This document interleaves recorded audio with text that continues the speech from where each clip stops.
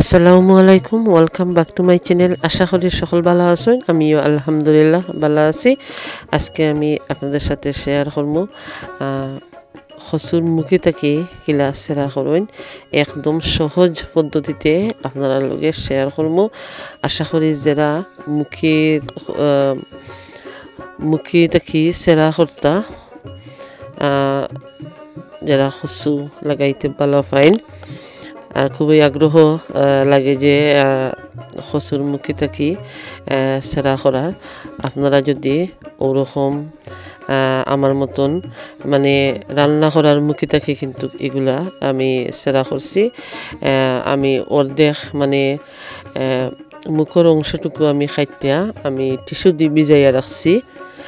টিস্যুটারে ভিজাইয়া আমি রাখি দিছিলাম একটা কন্টেনারের মধ্যে বইরা কভার করিয়া। পরে ৩-৪ দিন পরে এই অবস্থা হয়েছে, দেখতে পাচ্ছেন খুব সুন্দর জার্মিনেট হয়েছে, গেড়া হয়েছে, রোপণ করার উপযুক্ত। তো আমি ছোট ছোট কন্টেনারের মধ্যে যা আমরা ফলর আঙ্গুর বা স্ট্রবেরি যে কন্টেনার থাকে ওটার মধ্যে আমি তুরা মাটি দিয়া আমি রোপণ কইরা রাখি দিম। পরে ওদের আর একটু গরম হইলে মানে একটু ওদের আর ভালো হইলে আমি গার্ডেনের টবের মধ্যে রোপণ করবো। রোপণ করার পরে আমি পানি দিলাইছি। তো আপনারা চাইলে ওরকম রান্না করার মুখে থেকে আপনারা সেরা করতে পারবা। আস্তা মুখে রোপণ করা লাগতো নাই, মুখে তো ফসি যায়। তো যতটুকু রোপণ করার দরকার মানে খাইটা রোপণ করা যায়।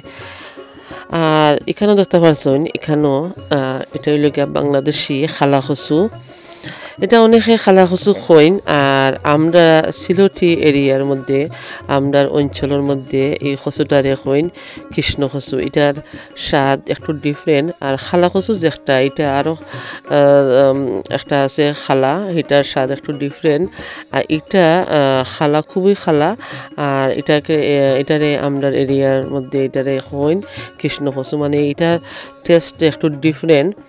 তো জানি না কোন এরিয়াত এটারে কিতা কোন নামে ডাকইন। তো আজকে আমি এই গাছগুলা আমার লাস্ট বছরের আমি গরু আইনা রাখি দিছিলাম, যেহেতু এইগুলা আমি বাংলাদেশ থেকে আনাইছিলাম। আনানোর পরে লাস্ট ইয়ার আমি 3-4বারও আমি কচু হারভেস্ট করছি। সবগুলা আসলে আপনারা লগে শেয়ার করতাম পারছি না, মানে 4বারের মতন আমি হারভেস্ট করছি ও গাছগুলা থেকে। তো পরে আমি রাখি দিছি আমার গরু আইনা, যেহেতু খুব ঠান্ডা যদি গাছগুলা মারা যায়, কারণ বাংলাদেশ থেকে এগুলো আমি আনাইছিলাম। তো এখানেও আমি খোলার খোসা নিছি, খোলার খোসা দিয়া। আর গরুর মধ্যে আমি আগে দিছিলাম এগ শেল। আর ইউটিউবের মধ্যে কিন্তু এগ শেল মানে লাস্টে দিয়ে দিছিলাম না, এখন দিলাম। দেওয়ার পরে আমি খোলার খোসা দিয়া মাটি দিলাইমু। এই পদ্ধতিটা আপনারা লগে লাস্ট ইয়ারও আমি শেয়ার করছিলাম। এই খোলার খোসা দেওয়ার পরে কিন্তু দ্বিগুণ কচু আমি হারভেস্ট করতাম পারছি। 3-4বার আমি হারভেস্ট করছি। আর আবারও হইলাম আমি সবগুলা কিন্তু আপনারা লোকে শেয়ার করছি না সকল ভিডিও। তো আমি দিলাইলাম, এখন তো ওদের একটু বালা। তো আমি সবগুলা খোলার খোসা দিয়া মাটি দিলাইছি, মাটি দিয়া রাখি দিমু। আর এগুলা আলহামদুলিল্লাহ অনেক বড় হয়ে গেছে কচুর গাছগুলা, মানে এই কচুটা খুবই সুস্বাদু, অনেক মজা। তো চাইলাম না এই গাছগুলো আমি লস করতাম, এর লাগে আমি গরু আইনা রাখি দিয়েছি। আর ছোট ছোট ডগা দিয়া কিন্তু আরও কচুর